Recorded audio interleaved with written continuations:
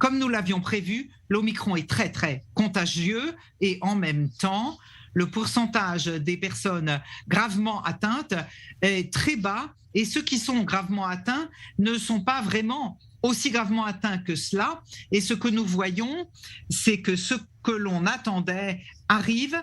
Et en fait, il est très possible que nous soyons en train de voir la fin de la pandémie.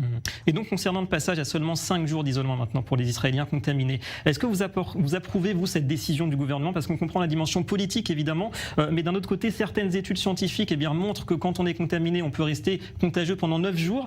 Quelle serait pour vous la bonne marche à suivre, le bon équilibre dans tout ça?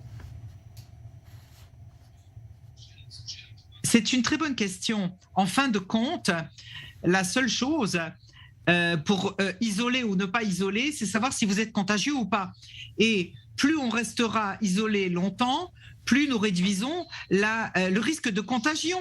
Parce que la majorité des gens sont contagieux peu de temps, certains sont contagieux plus longtemps. Donc la question est de savoir, est-ce qu'on prend une période de sécurité très longue et on en paye le prix, comme l'a dit votre journaliste, c'est les enfants qui payent le prix, ou bien est-ce qu'on prend un risque en sachant qu'il risque d'y avoir quelques personnes qui sont contaminées, qui sortiront trop vite de leur isolement et qui vont continuer à contaminer. Mais quand on voit une telle contagion massive, moi personnellement, je pense que ça ne change plus rien. Raccourcir l'isolement, et c'est effectivement la recommandation du CDC américain, je pense que c'est une très bonne idée en effet. Oui, parce que vous parlez des enfants avec ces chiffres alarmants, on l'a dit, sur le pourcentage d'enfants qui sont atteints aujourd'hui par des troubles psychologiques en Israël, pour une maladie finalement qui les a plutôt épargnés. Finalement, les séquelles à long terme, aujourd'hui on le voit bien, elles seraient causées plus par les mesures politiques que par le virus lui-même, même s'il faut rester vigilant, évidemment.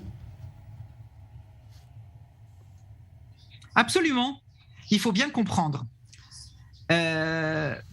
La façon de se mesurer à la maladie, c'est comme s'il n'y avait que le coronavirus. On a complètement oublié les enfants pendant 1 an et demi à la maison et tout le monde s'en moquait.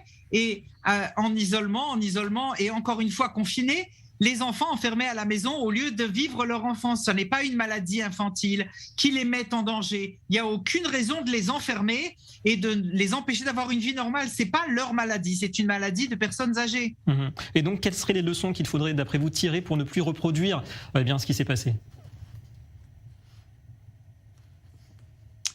Premièrement, on entend aujourd'hui pour la première fois des recherches qui ont été faites à l'hôpital Tel HaShomer. Nous voyons que la vaccination ne protège pas d'Omicron, ni le 4e vaccin d'ailleurs.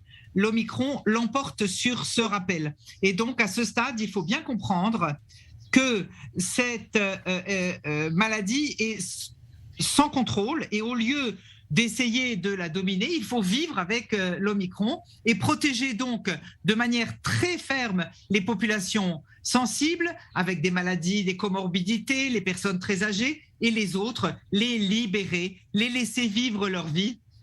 Il s'avère qu'en fin de compte, que ce n'est qu'encore un virus hivernal et pas très grave finalement. Donc vous direz qu'il faudrait profiter de cette immunité naturelle qu'on est en train d'acquérir finalement ici en Israël grâce à Omicron, qui pourrait renforcer l'immunité collective, ou bien plutôt miser sur un vaccin anti-Omicron d'ici plusieurs mois avec un peu d'attente évidemment.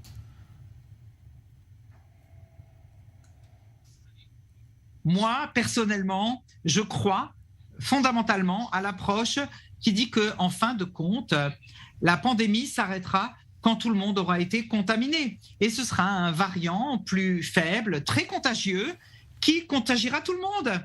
Et vraiment, il y aura alors une vraie immunité collective. Pour l'instant, ça n'est pas possible avec les vaccins et pas non plus avec le vaccin mis à jour parce qu'il y aura un autre variant qui apparaîtra et qui l'emportera sur le vaccin. Une vraie immunité collective, je pense qu'on pourra l'avoir que quand tout le monde sera contaminé et sans symptômes. J'espère que ce sera le cas parce que quand une grande partie de la population sera contagiée, le virus ne pourra plus s'étendre dans la population et nous verrons le coronavirus disparaître. Voilà.